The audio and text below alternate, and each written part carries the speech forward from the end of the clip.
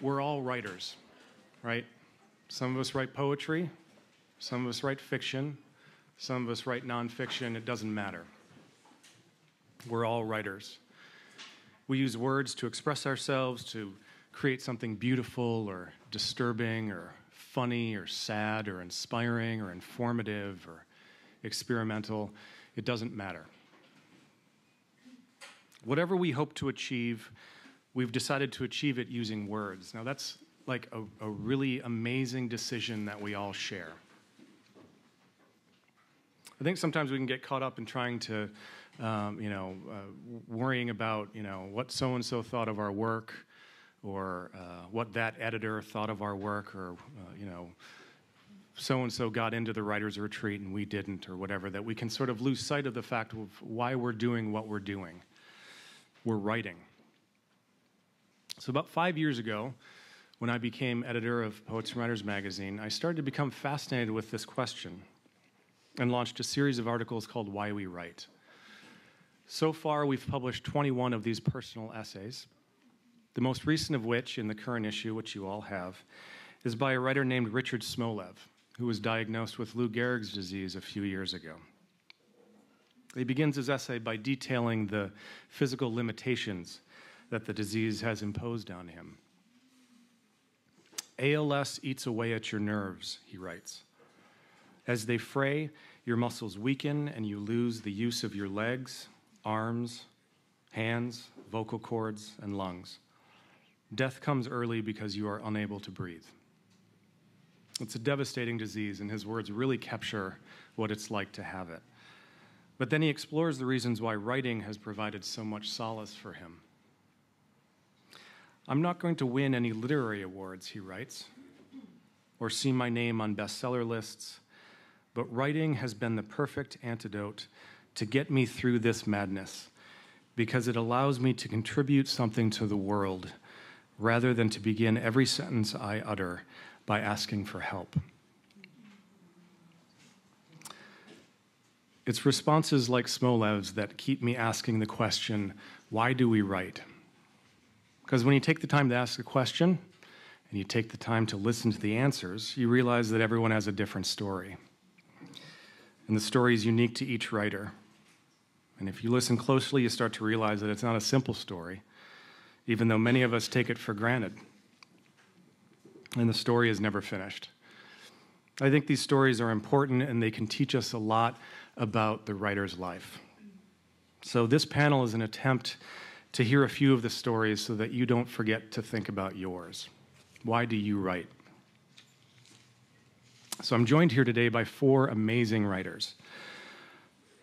Ron Carlson is the author of 5 story collections and 4 novels, including Return to Oak Pine, The Signal, and 5 Skies. His fiction has appeared in Harper's, The New Yorker, Playboy, GQ, Best American Short Stories, and the O. Henry Prize Stories. He is the director of the writing program at the University of California at Irvine.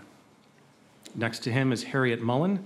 She is the author of 7 books, including Recyclopedia and Sleeping with the Dictionary. Her most recent book, excerpts of which appear in the new issue of Poets and Writers magazine, is Urban Tumbleweed. She teaches in the English Department and African American Studies program at UCLA. Charles Yu is the author of How to Live Safely in a Science Fictional Universe, which was named one of the best books of the year by Time magazine. He received the National Book Foundation's 5 Under 35 award for his story collection, Third Class Superhero, and was a finalist for the Penn Center USA Literary Award. His work has been published in the New York Times, Playboy, and Slate, among other periodicals. Next to Charles is Meghan Daum. She is the author of the essay collection My Misspent Youth, the novel The Quality of Life Report, which was a New York Times notable book, and the memoir Life Would Be Perfect If I Lived in That House. Her column on political, cultural, and social affairs appears weekly in the Los Angeles Times and is distributed nationally through the McClatchy News Service. She's contributed to Public Radio's Morning Edition, Marketplace, and This American Life, and has written for numerous publications, including The New Yorker, Harper's, GQ, Vogue, Harper's Bazaar, and the New York Times Book Review. So please join me in welcoming them.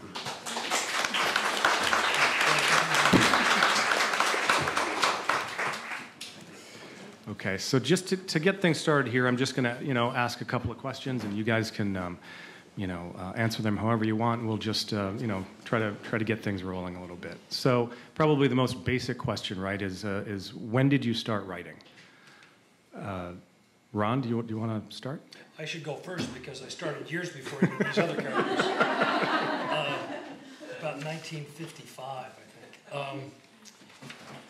I was right. I don't know why. I mean, my mother was you were asking about our households earlier, and my mother was a self-taught kind of poet, storyteller. Words were championed in my house. She was a quipster. In the 50s, she was a contester. She won my bicycle. She won our toaster.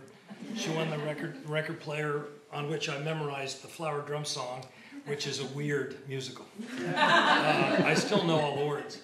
And so I grew up, that was the house, and you never got a straight answer. My mother loved puns, and so words were, part of the lingua franca, and we just, I wrote stories in the 4th grade, modeled on, remember the Miss Pickerel books? I don't know if you ever, thank you. So you've marked yourself as, and so I wrote Miss Pickerel and the Cigar Smugglers, for Miss Marshall in the 4th and 5th grade, and then I wrote a series of plays in the 5th and 6th grade. So it was that, and then that was sort of the delicious part, and then it never sort of went away, and I stayed with it. I wrote a little bit in school, and then started seriously in college, trying not to major in English, because it seemed my father was an engineer.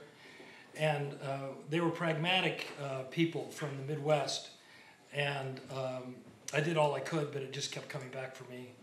And I wrote my first stories in college. And it's carried on. So that was a pretty good answer. It's true. Well, I can talk about my household, too. I grew up in a household with a mother who was a teacher. We went to the library every week and checked out the maximum number that kids could check out. And my grandfather was a preacher, and my great-grandfather that I didn't know was also a preacher. So I think words were kind of in the family and in the environment. I was writing poetry from, I don't know, I guess the moment that I could read and write, pretty much. I almost can't remember when I didn't write little rhyming verses, but I didn't even call it poetry. It was just fun. So writing for me has always been a form of play and a form of kind of self-entertainment, and also eventually entertaining other people. I think I just kept doing it because I enjoyed it and because other people seemed to enjoy it. I guess I got positive feedback, and I paid attention to that and continued to do it. I always thought it was just something extra, and it was much later that I started to think of it as really sort of at the core of who I am. And I understood that I always admired people who can make things. But if you're very clumsy, as I am, I think it takes a sort of, kind of fine hand motor skill to make objects, which I have always lacked. But somehow working with words is more forgiving. And you can make these little jewel-like objects, that are called poems. And they're made out of words, and it's made out of language, which is something that we all have access to. So that charmed me completely. And I find that writing for me is like yoga or Tai Chi or sleeping with dreams. These are things that calm me, that I think help to keep me sane. And if I didn't do them, I would probably be a gibbering idiot. So that'll be for me. Let's see, I think I first remember starting to write when I was in 3rd grade. I wrote, we had a class trip, and so I started writing poems. I think we went to visit some nature area. Actually, it might have been 4th grade, because it wasn't a nature area, it was Yosemite, which is also a nature area. It's a place called Yosemite. And so I wrote poems when we were there. We had like a 5-day class trip, and it was, I must have had a journal of some sort. I think and so I kept this journal, and I would write these. I don't know that I knew what a poem was, but I would just sort of write adjectives and nouns in some sort of combination. And people when I got back made a big deal out of it because I'm not sure why exactly. I guess because a fourth grader had tried to make a poem, and so it's sort of a low threshold for being impressed. But people were impressed, and they're like, "Oh, you should keep doing that." And so, I mean, my family, meaning people, and so people would encourage that. And then I got to a certain point where they stopped encouraging, because like, okay, now you have to not do that because that's not gainful, employment sort of work that you're doing. So I kind of put it away for a while, and then I started writing stories actually after I graduated from graduate school, and so now I've stopped writing. I stopped writing poems a long time ago, and now I write stories, so that's sort of, I guess, my first memory of writing. I think before that, my first memory of reading was really, when I was 3. I remember reading. We got free books from McDonald's. They used to give away books, actually, like whole books. And so I remember reading Black Beauty. It was a little McDonald's edition. And that stuck with me. Maybe they'll start publishing books again. Yeah, that would be great. That would be interesting. I didn't mean to. Oh, that's it? No, I like that. If McDonald's started like a, kind of an online publishing, an imprint. Absolutely. Well, no, over 1 billion copies read. Ronald McDonald books. Yeah. Good. Well, I guess I write because I'm really bad at everything else. I have no other skills whatsoever. It's practically true.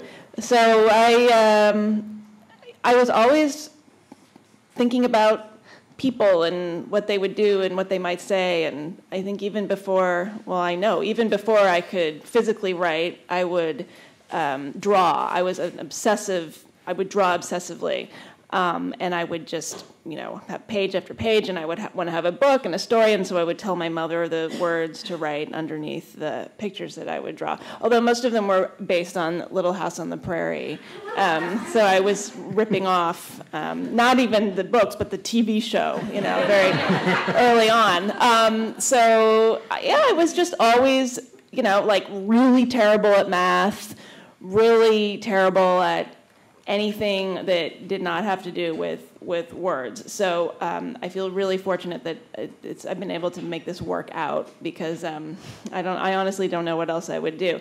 I guess the big sort of revelation for me is when I discovered the essay. We can talk about this more later, but I was like always just assumed that I would be a fiction writer, because I kind of thought, well, if you want to be a writer, you're either like a newspaper reporter or a novelist. And so I was just writing like really kind of lame Lori Moore knockoff short stories, through high school and college. And then later I kind of stumbled on this essay form, and that everything kind of clicked for me. So that was what ultimately became really satisfying, was that I was able to write nonfiction in a way that felt like I was communicating with an audience, however small, 1 or 2 people. So, but yeah. No other abilities. That's the reason. Pretty simple. So, Harryette, you were mentioning that you got a lot of positive feedback when you were younger and you were still just first starting to write. I'd like to hear a little bit more about that, and then maybe hear from some of the others about.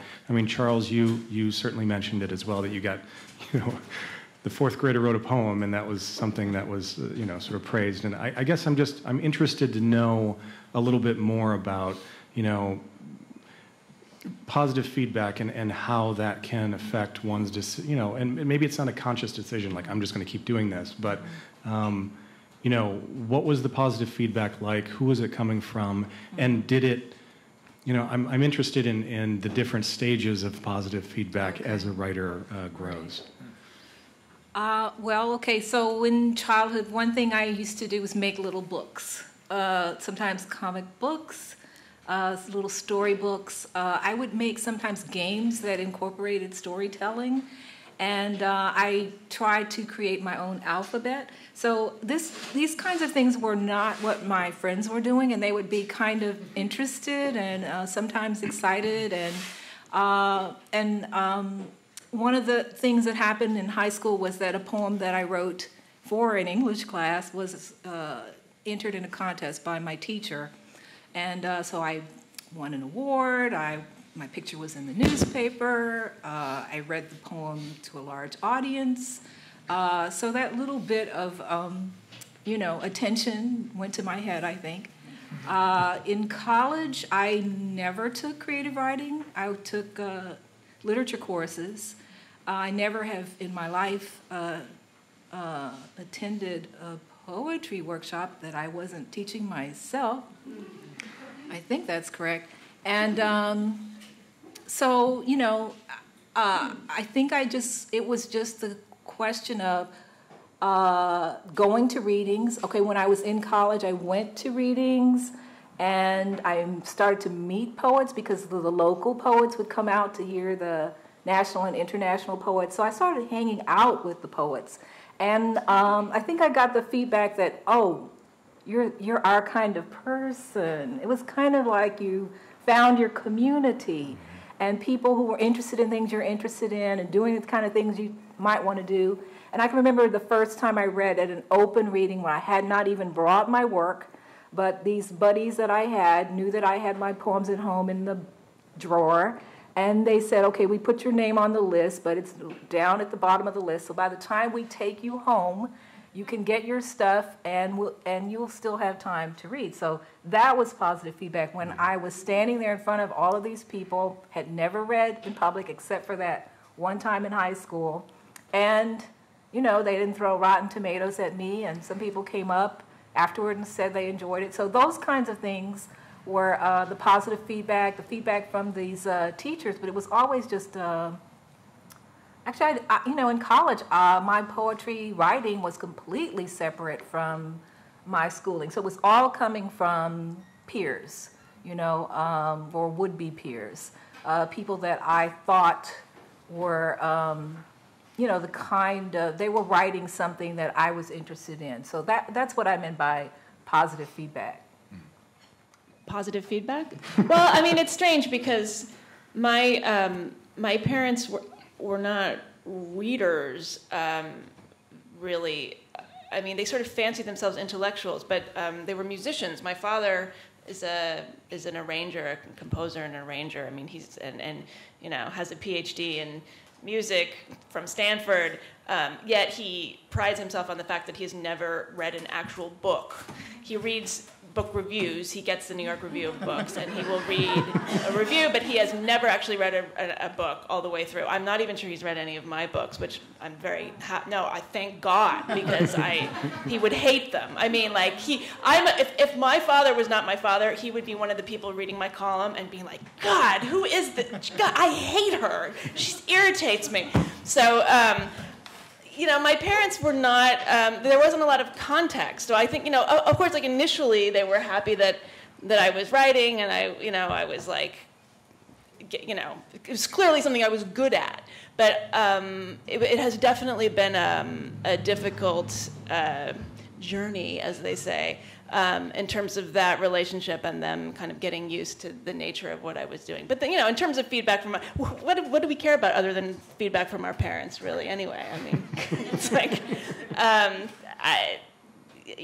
was able to I felt like people either really hated what I was doing or they really loved it, and so that was something that I kind of I realized at a certain point that I kind of enjoyed that. Like I would feels like I should be all hurt, people are responding negatively to something, or this is too polarizing, or whatever. But actually, I liked it, and I think that's what has kind of made me a columnist. Ultimately, is that if no one's angry at what I've written, then I feel like I haven't done my job. If everyone likes something, then that's I have kind of failed. So. But that's public reaction. It's a funny thing. I mean, it's a fluid sort of experience. Yeah. I'm not sure I had a ton of positive feedback after fourth grade. I think that was it. It's just like a steady linear decline. And in college, I did take a lot of. Berkeley has undergrad poetry workshops as well. And so my very first well, the very first time I applied, I didn't get into the workshops. Then I applied and I got into Ishmael Reed's English 43B, which is the sort of number for the undergraduate poetry writing workshops. And we all were supposed to write a poem before the first class, and we, make 15 copies and staple and leave them on the table. And so we're all kind of like super excited. We're all either freshmen or sophomores, and the first day of class, we're sitting there. He comes in, he introduces himself. We're all sort of in awe, and then he says, "Okay, let's get started." He pulls out a poem, and it's mine. And so it's the very first one he's reading, and I was like, "Oh, this is either very good or very bad," and it was neither. I mean, he probably just picked it off the pile, but it was exciting that was probably the first time I remember going, okay, here is not just a poet, but someone who is, in the Norton Anthology, and this is a real life living poet reading my thing that is, I guess a poem because it's sort of left justified and on paper, but it's, it's not a poem, and he knew that, and none of us knew that. We were all writing a bunch of poems. None of us were going to be poets, we probably, and so, but he took it seriously, and we talked about it seriously, and that was positive feedback in the sense of being a mind, who is now creating things, and they fail mostly, and that was the kind of feedback that I got through those workshops, which was, I think, formative. Mm-hmm. How about you, Ron? I just don't think. I don't think it takes much. You don't need everybody, but you need the one person you value, or the two people you value. Somebody you're in love with, perhaps, or a roommate, or if people don't like your writing, then just get new friends. It's so much easier. And then I met a guy at Utah named David Cranes. He's still one of my closest friends with a K. He was director of Sundance, the Playwrights Institute, for years. He was a playwright from Yale, and I was at the University of Utah, and he saw something in me, in my papers, that sort of said, "You go, Ron, go, take that to the wall," and I'll never forget that. It was just that. I'm very careful with anything off my desk. As soon as you finish something, it's not mine anymore, and people will respond in the way that they do. I'm from Utah, which is a great advantage. I grew up as a non-Mormon in Utah, so I'm not sure which tribe I belonged to. There wasn't anybody. And I met Carol Smith at Norton, and we published a book together, my first novel. I met her through the mail, and she called me in Utah. I was going fishing, and it's really wonderful to be isolated, not to be in a cultural center like New York, though New York's fine. I'm sure the people there are happy. And I've been there, actually. And so she said, "I got good news and bad news for you. Your book was published." And I knew it was published. The reviews are out, the good news and bad news. I said, what is it? What do you want? I said, the good news. So we did 6 books together, and she always read my reviews to me. I was in a phone booth in Dutchtown, Utah, and it was a great review. It was just like an ideal, like this person read my mind, the book that I'd written, and she said, "And your picture's in the paper." I said, "How do I look?" She said, "You look good." So I said, "Well, what's the bad news?" And she said, "Well, brace yourself, well, there's no paper today. It's a blackout in New York. It was July 14th, 1977. So the one day, so I'm in this collector's edition of the Times. So, but look, but here's how it goes. I was going fishing. I was safe. I'm from Utah. That has nothing to do with me." I told certain people that we both know, probably in New York, editors who gasp at that and grab their, not really. That book's still in print, and not really. You want to save yourself from the influence, both that encouragement. It's so sweet when someone says, "Oh, I get it," but it doesn't take much. I'm still writing in a way for David Cranes, and we share manuscripts, and I feel lucky in that regard. Mm-hmm. Mm-hmm. Well, so yeah, who's the rest of you? Whose opinion of your writing do you value the most? Do you have a first reader, let's say, of your work, or who are you? You're writing for the public, I suppose, but is there someone who you're sort of writing for when you're writing? You're looking at me. I don't know. It's changed over time. Yeah. Obviously, I think there's something really I think every young writer, when they're starting off, has a couple of, friends who are the close readers, the first readers. And, I think back on my 20s and, even into my early 30s and how much back and forth there was. And people would alternate, but I think, ultimately there were maybe 3 or 4 people who I would always give the piece to, and I would kind of take everything.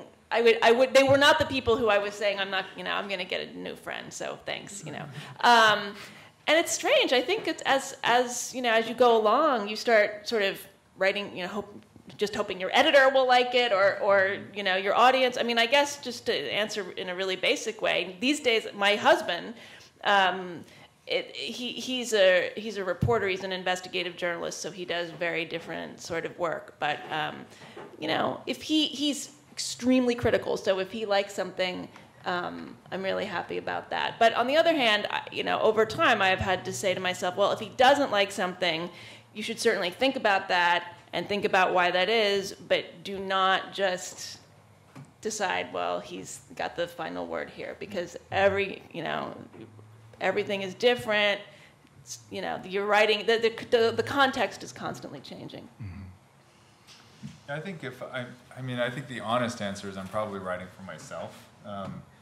And that's a problem most of the time, because I'm so, the internal readers can be so hard to write for, and so I think I try to oscillate it between myself or somebody external to me who is very close to me, but personally close, not just sort of professionally close like my editor.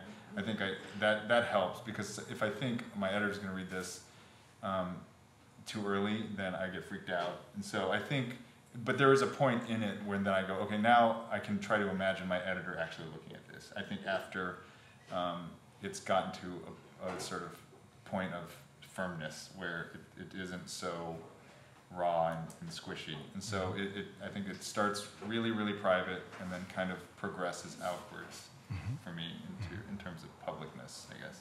Right. But I mean, if I ever start thinking, oh, this is for some kind of imaginary public, I think that would completely freeze me into paralysis. I'm not sure that would ever be a productive way of thinking for me. So it'd also be a little bit delusional, probably. So I mean, public, right? You know what I mean? Like, right.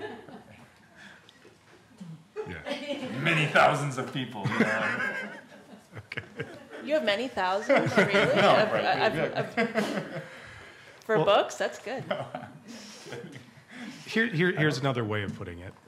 So, you all have books, and you've all received attention for those books, and people know your names, and people are aware of you. But, what if you can remember, what sort of kept you writing in the early days before you got any of that?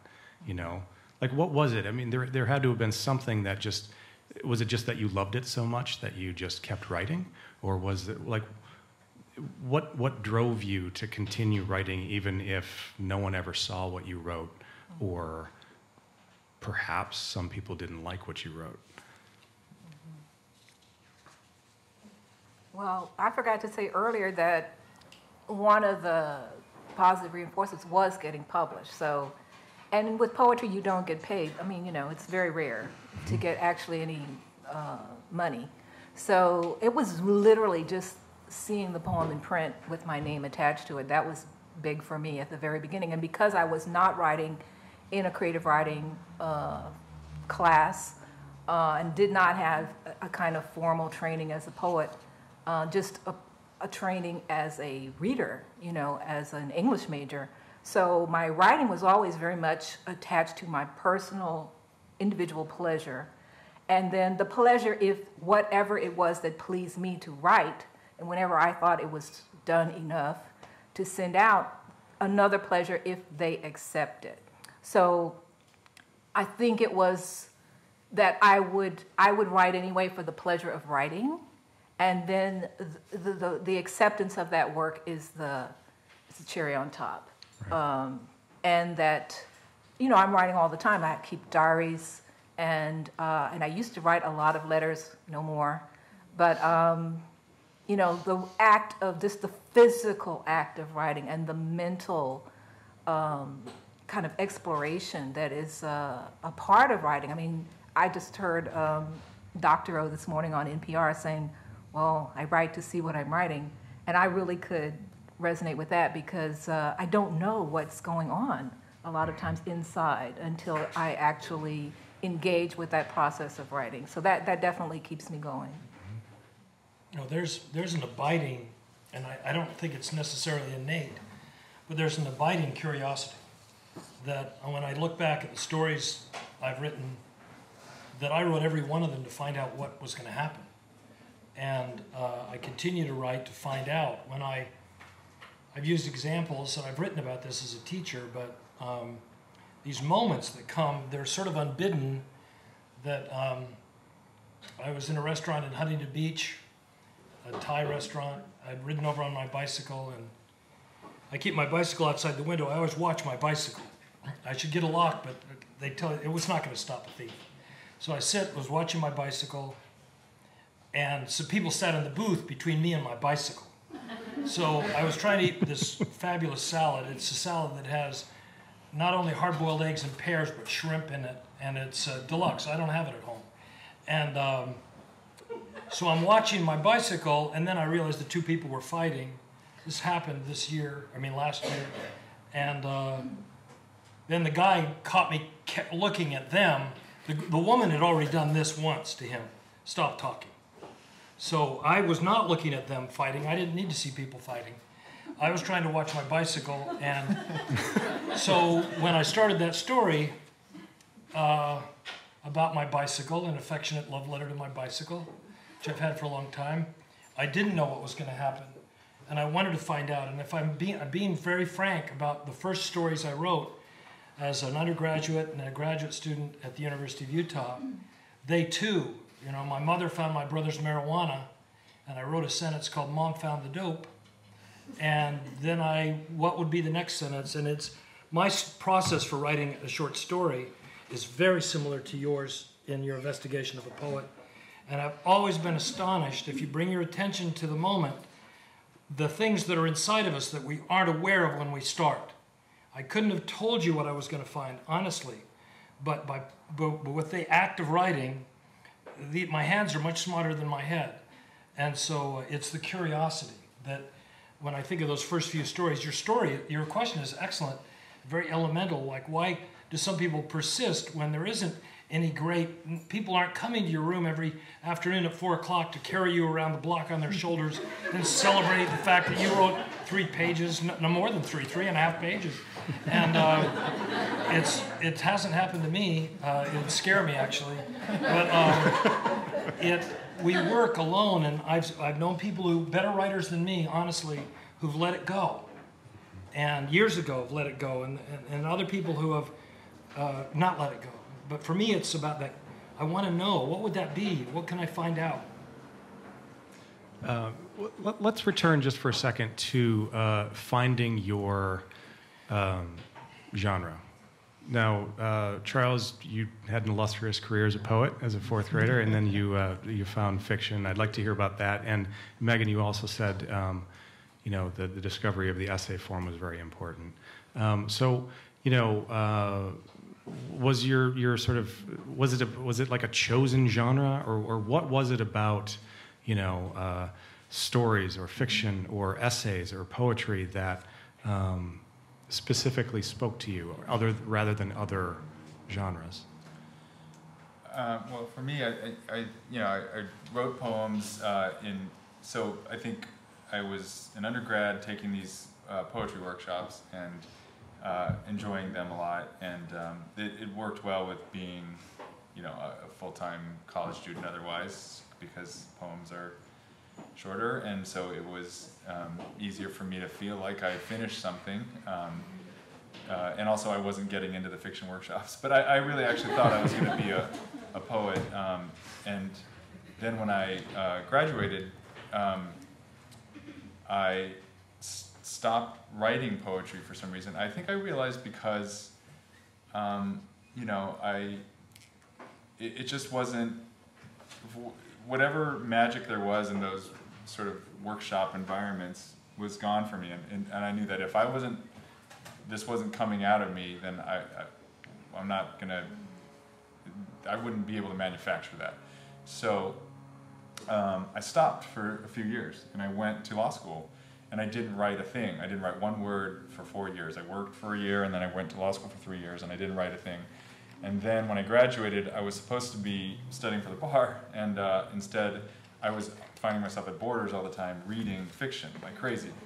And poetry, but mostly now fiction. And so I started writing like little, really just sort of cartoons, really, just doodles. And I didn't think of them as stories. They weren't really that different from the poems I would write, because the poems I would write weren't poems in any real sense other than, you know, I submitted them for a poetry class. I mean, they were really probably, they didn't have any kind of energy or interesting thing about the line or anything, you know, really kind of any density or in a sense of music or rhythm. They were just sort of like short stories that were broken up and, you know, probably 50 to 100 words long. And so I think I was always probably like a microfiction writer that realized later on that's what I should have been doing all along. But so I have in the past described myself as a failed poet, because I think what it really was is that, I don't know, you know, there wasn't necessarily a clean label to put on it. It's just whatever it was that came out, you know, these were the first things that came out, and then there was this avenue for them, which was a poetry class, but it was a little bit arbitrary how I labeled it. And it still is a little bit. I mean, when I sit down and I think I'm going to write a chapter of a novel, it's always terrible. I mean, it's terrible. Like, I haven't learned a thing in 12 years of writing fiction. I really have no clue. If I were to go, I'm right here, describe, you know, some interesting thing, give me an inherently good premise, and I were to try to write a chapter of a novel, it would be the worst thing ever. I would have to, then I will cry, and then I will like go through this kind of, you know, sort of cycle of emotions, and then I'll get back to the original place, which is write like a 50 to 100 word particle of something weird, and don't think about what it's going to be at all, and then see what happens when you write a bunch of those over and over again. That's pretty much the only way I can work. And so it's a really interesting question, Kevin, because in terms of genre, I still don't know what it is about, you know, I just don't, that's kind of the only functional way to work for me, is in kind of units of language that just are like that.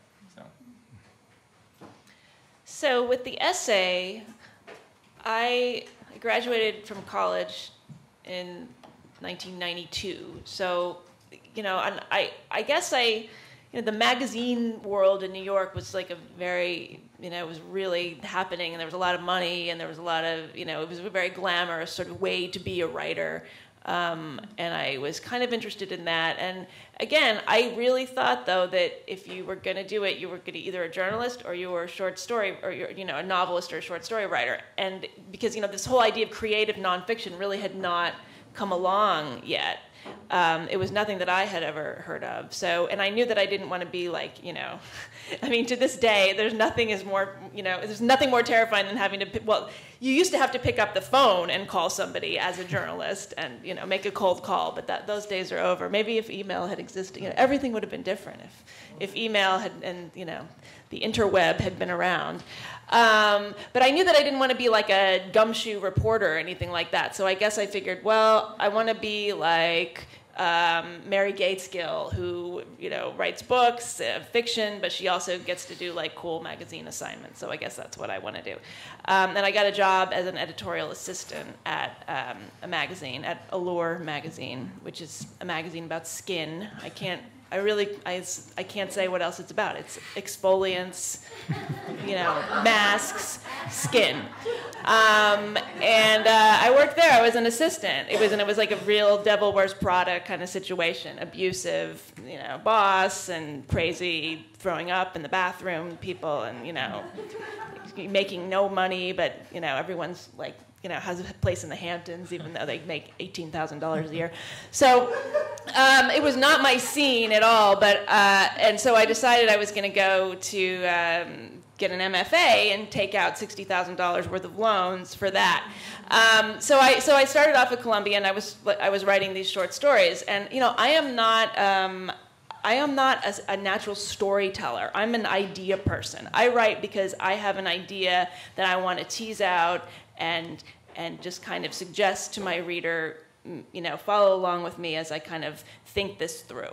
So I was not, my short stories weren't very interesting. And then, finally there was a nonfiction workshop, second semester of my first year, and I took it, and I ended up writing this really terrible essay about working at, Allure's part of Condé Nast, which is like Vogue, and, so, about working at Condé Nast, and something about feminism, and, I know what it was. This just really quickly. So, take your daughter to work day. I think it's take your kid now, right? It's not, so back then it was take your daughter to work day, and so they had it at the magazine, and they came, so all these little girls came in, and they gave them makeovers, and that was the, big empowering field trip, because there were all this makeup sitting around, all these samples. So that was my kind of introduction into this piece, and it was a total mess. I don't know what I was trying to say, but I was so invigorated writing this essay, and, I had just started to read Joan Didion more seriously than in the past, and I was like, oh, this is the kind of piece, and I can talk about my own experience, but then go out and talk about something more general, and that completely clicked for me, and it changed everything. So take your daughter to work day actually was empowering for me, ironically, after all of that. So what about the days when it's not going so well, and call it writer's block or call it sort of an impasse? What do you do? Do you do anything actively to sort of get the juices going again, or do you just wait? I work by projects, that is to say, and when something comes up and I start it, I don't know what it will be. I've never known that. But I know I'll get it. I know it's going to be mine at the end of maybe 10 days or 2 weeks or 3 weeks. And so I have projects, and I choose them carefully, and I don't write them right away. I have friends who can go to dinner and write the story the next day. And sometimes it's close, sometimes it is a couple of months. Many times it's 20 years. Something I'll remember, a trip to a museum or something, it'll come up. So you try to pick projects that matter to you. The criteria is, does it matter to you? Does it matter to me? And when you're in love with someone, you find a way to see her. And that's the way I feel about this work. And so I'm careful with it. But that doesn't preclude the fact that there are days when, let's just say it, I don't want to. And so the writer's the person who stays in the room. We all know that. And it's difficult to stay in the room. Nobody can do it. I can't do it most of the time. Although I've trained myself to a few simple steps. And so I always think, because I love coffee, I think, I need some coffee. As soon as I say that to myself or think it, I know it's a lie, because I've experienced that relationship with myself so many times. You're lying, you liar. And so I don't. I just put it back there, and I stay. So I stay for 20 minutes. So essentially what I'm talking about is the 20-minute rule. And I try to move the rock. Sometimes the rock has a flat side, and you have to push harder. And I'm used to writing, and I never thought this. I might as well just say it since we're talking. Everything stays in this room, right? This isn't being recorded. But you write a substandard sentence. You write some flat-nosed wooden sentence that's not so, it doesn't sing, but it'll get you across the water. Your feet get wet, but you're advanced. And I wish that it was all golden, and I've had my golden moments. I think any writer who writes for more than 10 hours is going to have a few golden moments. But and I don't want to work all day. I don't want to work from 7 in the morning until 6 o'clock at night and have my friends come to the door and nod, Ron, take some nourishment. I want to take my nourishment right now. I saw one of my doctor's files that said, Mr. Carlson is a well-nourished individual. Yes, talk about affirmation. No, but I sometimes it gets quite ordinary, and it's work is work, and it isn't problem solving. One of the things we haven't said yet is it's a kind of problem solving that is unique, but it is problem solving. Any blank page has maybe 200, 300, or 400 different decisions in it, depending on your instinct and your vocabulary and everything else. And so it's problem solving, and you're trying to inch along. And I've learned also, Kevin, to be a good friend to myself, and I try to leave myself in a place where, I'm to a point where it's going very badly or not going. And I think What do you think? You'll be smarter tomorrow? Think you're going to be somebody different tomorrow? There have been days when I waited till tomorrow and it didn't work that way. And so I try to put myself to a place where sometimes I'll even stop in the middle of a sentence, or sometimes in the middle of a word because I know how to spell, and anything to help that thing roll when I come back to it. But I don't. When I first stall out, I don't get up. There's plenty of coffee. Now we have coffee everywhere. That's why the Starbucks are full of these writers that couldn't take it. Everybody gone off to leave their rooms and have room for cream. So 20 minutes. I have always found that habit is more reliable than inspiration. And nevertheless, I do have long periods between books. And that doesn't mean I'm not writing. It just means that what I'm writing is not sufficient for a book. So as long as I keep writing, I feel that, inspiration is a part of just the habit of writing, that you give yourself more opportunities to be inspired the more often you are actually writing something. And and if it's not going to turn out to be a poem or something literary, then that's okay, because I can continue to write the next day and the next day after that. And if you write for a very long time and you write pretty regularly, you will have pages that stack up. And then periodically you can go back through those pages if you keep notebooks, if you keep journals. I've had periods when I have kept dream journals, for instance, and I may go back over old dream journals and find images there that suddenly seem alive to me and interesting to me that I want to explore further. Another thing that I do sometimes, and I share this with my students, is write in a different medium. So sometimes I write with crayons or Crayola markers or chalk. Write on a different surface. So I've written on chalkboards and on dry erase boards and on sidewalks, and with different color ink pens, and even I have played with alphabet noodles, and I have used Play-Doh. I call it shaping your thoughts. So this is a game. It came from a game that my friends play, which is called Sculptionary. So you take Pictionary, but you have to actually use Play-Doh to make, instead of drawing, you have to sculpt something. So this gave me the idea that if I don't have any words in my head, I take the Play-Doh and I just shape something, and then I start writing whatever comes to mind while I'm shaping the Play-Doh. And I've done this in class in workshops with people, and they all end up writing something based on the Play-Doh thing. And usually, I say, well, you have to explain what you made, and then you have to write about it. And everyone writes something, or have them draw pictures. Usually on the first day of a workshop, I have everyone draw a picture, and I just say, well, okay, think of 5 things that are in your head right now, and write them down, and then you have to draw a picture of one of them, and then you have to write a little caption for that, and then you have to add 5 more lines to that.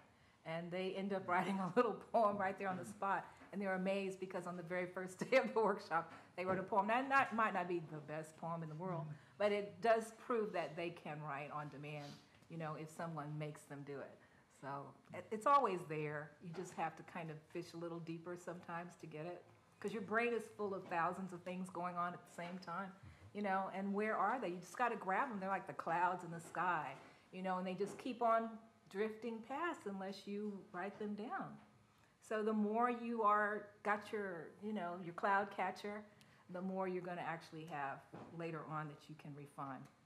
Yeah, those are great tips. I should write them all down. Do you have Play-Doh in the class? Oh, I bring the Play-Doh. Oh, that's great. Sculptionary. Wow. Yeah. Yes. Is that your word? My friends who we play Pictionary with, and they said we do 3D Pictionary. Sculptionary. They call it Sculptionary. Perfect. And that's where the idea came from. And they make these horrible, lumpy-looking things, but to them, it's an idea. Yeah. Go ahead. Sorry. Oh no, I was just gonna say you could take the like Lego-nary, like you could go even further and further with all sorts of. Anyway, that's all I was gonna say.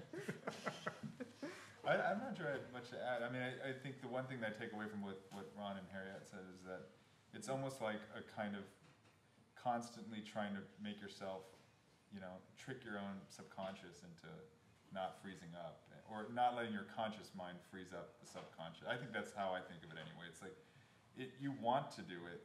There's all kinds of mechanisms inside that are trying to stop it from happening, or make it into something that it's not, when ultimately it is taking clay, and if you can keep it that way, then that's great. Of course you can't, because a trick will only work like exactly one time, and then the next time it will not work anymore, and so then you just kind of cycle through.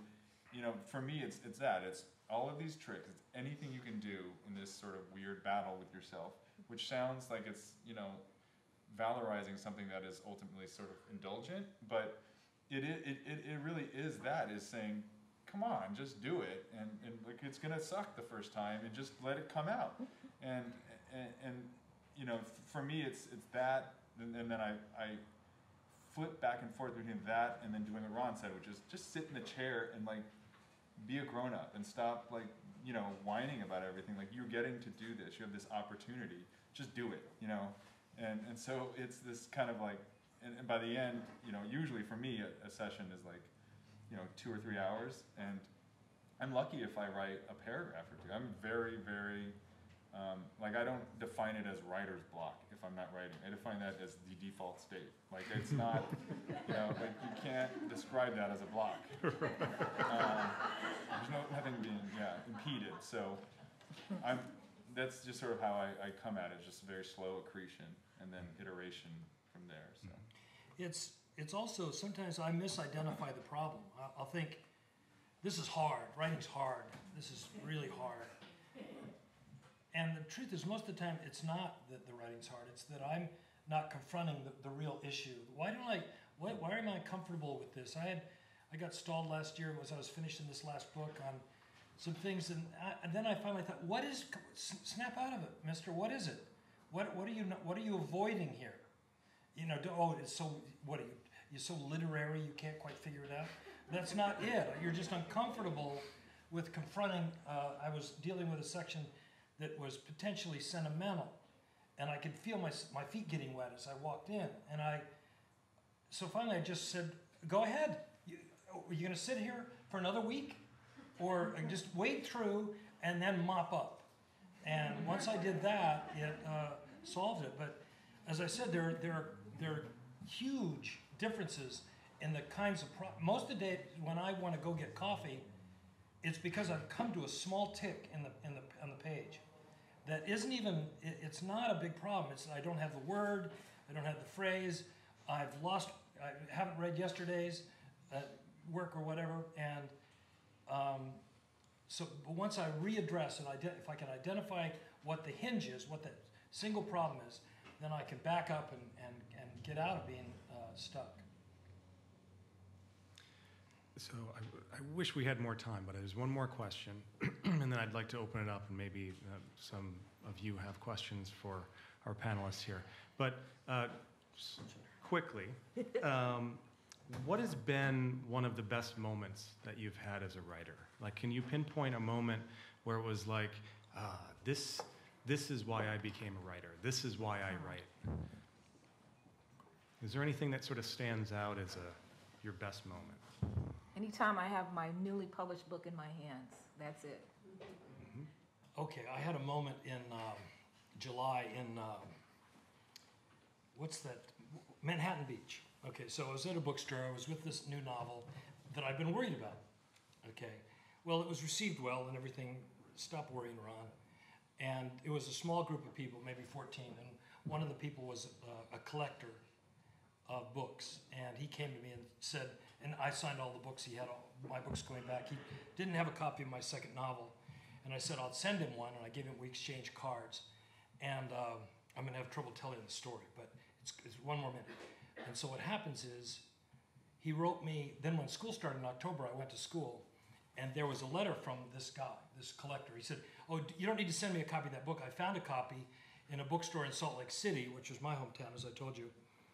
But it had this in it. So sorry. So What it was a letter from my mother. She'd sent the book. I'm so sorry, but she'd sent the book in 1983 to one of her friends, Truant's, and there was a paragraph in the middle of it, very sweet, indicating that I was a good writer, and that she would really like this book. So, yeah. Anyway, so I got this. Wow. I'm so sorry, but the letter from my mother in October. Yeah, it was. She was a good writer, wow. And so that was a moment. I don't know if it's a great moment or a good moment or whatever, but certainly a moment I hadn't anticipated. Did he send you the letter? Yeah, he sent me the letter. He said, "This isn't mine," and there it was. Her old. She always wrote on colored paper, and her handwriting and her old IBM typewriter. So anyway, she was terrific, and so I had my affirmation. My book soars. So anyway, it was a moment, the likes of which I hadn't had. Wow.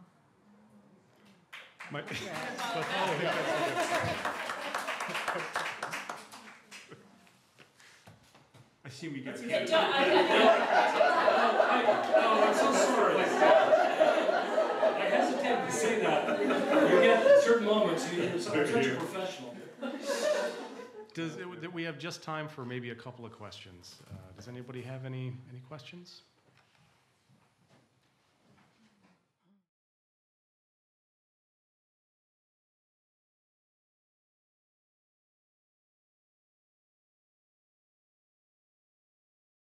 Yeah, well, you are expected to do it for free. I mean, I think we're in a transitional period right now. The entire model, the business model, was set up in a very flawed way initially. I mean, they just thought, well, we'll print the New York Times for free. We'll do all the, we'll just let everybody read this stuff for free that they used to have to go and buy. And I don't think they've quite figured it out. I mean, maybe you guys can speak to this a little bit too. I mean, there's all this stuff with the digital format, novellas and novels and essays. I mean, long reads. Like there is this stuff out here, and the way it would work is if enough people do buy your essay that you publish as a Kindle single, then theoretically you could make a lot of money. So that is one solution that people are offering. Yeah. I don't know if you have thoughts on that. I'm not sure I have anything cogent to say, but I think you nailed it when you said it's a transitional period. I mean, it's just this particularly bad window right now. There was an old model, which of course ended the day before I started writing, and that was like when it was good. Editors would, in theory, I heard, take you to lunch on their expense account. That doesn't happen. But and then now I do think there will be some magical technological moment where it'll be like, oh, boop, boop, and you send it off, and then some money appears in your account. Maybe not a lot you might still have to find other income sources, but that probably will happen at some point. I really think it's possible. Right now, it's sort of the horrible middle period where it's like, no. And that's really inspirational and hopeful, I'm sure, too. Well, I think the good news is that people are, if you're talking about essays, people are reading them. People really like them. There's certainly more interest among publishers in publishing collections of essays. And I think that's come about in large part because there's so many floating around, and a lot of them, most of them are pretty mediocre. But some of them are good, and people are reading them. So a market is generating. It's just a matter of, squeezing some money out of it. And I will say one other really cool thing is you can put something on HuffPo or wherever, lots of places, and have way more people read that than ever in human history. And that's pretty cool, actually. I mean, if that feels like, it's not going to feel like you can't eat that, but it's nourishing in a different way. My business model is have a full-time job. Yeah. And write the poetry is a hobby. I mean, it's what makes me live, but it is not what I make a living on. I remember going to New York in the spring of 1976 with the librarian from the school I was teaching at, Walter DeMel, and reading the 2-page contract I had for my first book. And one of the things, we were laughing. I remember specifically, and I was reading it aloud to him. It said that I was granting all rights in print format or any other formats discovered in any universe, in this or any universe yet to be discovered. And Xerox machines were new. The idea of copying things was new. And so so I enjoyed for several books the privileges of the old world, the print world. And So now we have a chance to write an essay and have 100,000 people read it, but like you said, not be able to pay the rent. So it's a worry. And this transitional period, which is what we are in, as I talk to people who know about these things, no one understands where the other foot is going to come down. And so it would be terrific if they found a way to protect copyrighted material and support the artists on all formats. We've seen what's happened to music and film, so it's a worry, but it's not going to stop us from typing. Can we turn keystrokes into bitcoins? And I think we're going to do it. Thank you so much.